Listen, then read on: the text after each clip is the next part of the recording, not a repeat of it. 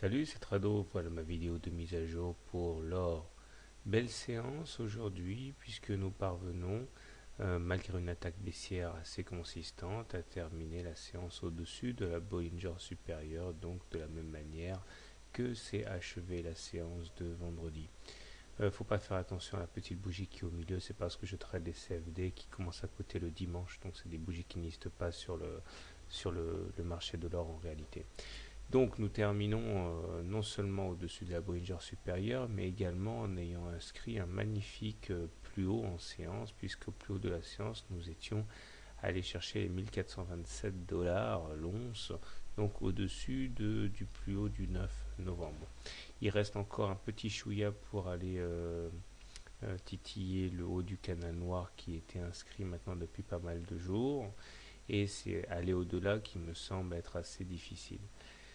Les indicateurs techniques sont bien orientés avec un MACD au-dessus de son signal à momentum positif et un stochastique en zone de surachat puisqu'on est supérieur à 80. Mais on ne manquera pas de remarquer quand même la présence de divergences baissières à présent puisque nous avons bien inscrit un plus haut sur les cours entre ces deux dates-là, mais que ces plus hauts sur les cours ne sont pas accompagnés de plus hauts sur les indicateurs, en particulier sur le MACD qui n'inscrit pas de plus haut, pas plus qu'on en inscrit un sur le momentum ou sur le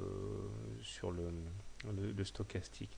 Donc beaucoup de divergences baissières qui en tant que telles ne suffisent pas à shorter l'or, mais qui néanmoins montrent que la tendance en cours a quelque chose d'euphorique. Comprendre donc pas forcément très apaisé, très rationnel.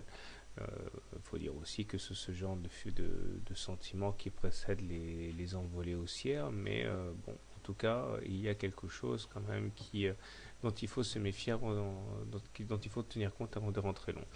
L'objectif que j'avais écrit ici avec la tasse avec Anse est quasiment touché puisque l'objectif théorique devait être ici les 1429. On peut quasiment considérer qu'on l'a rallié.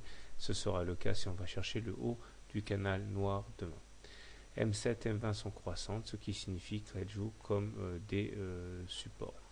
Nous avons donc ici une oblique qui peut se poser en juge de paix et dont le franchissement à la baisse pourra éventuellement marquer une alerte. Mais pour l'instant, on n'y est pas du tout.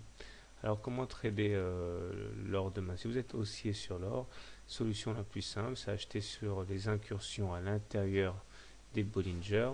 Donc en l'occurrence ici sous la Bollinger inférieure avec pour objectif une clôture au-dessus de la Bollinger supérieure, un peu à la lumière de ce qui s'est passé aujourd'hui et vendredi. Deuxième solution pour les plus prudents, vous attendez un retour sur la M20 pour acheter. Si vous êtes baissier sur l'or, vous pouvez shorter le contact avec le haut du canal noir, ici, en espérant qu'on effectuera une nouvelle rotation à l'intérieur, mais cette fois-ci vers le bas. Autre solution, éventuellement, vous shortez en cas de clôture à l'intérieur des Bollinger parce que ça montrera que l'euphorie haussière est pour l'instant terminée. Donc l'idée serait si on clôture en dessous de la Bollinger inférieure, shorter stop loss en cas de clôture au-dessus du plus haut de la séance de demain. On y reviendra le cas échéant. Voilà, personnellement, étant donné que nous sommes au-dessus d'une M20 croissante, je privilégie les trades haussiers. Bonne soirée, bon trade et à demain.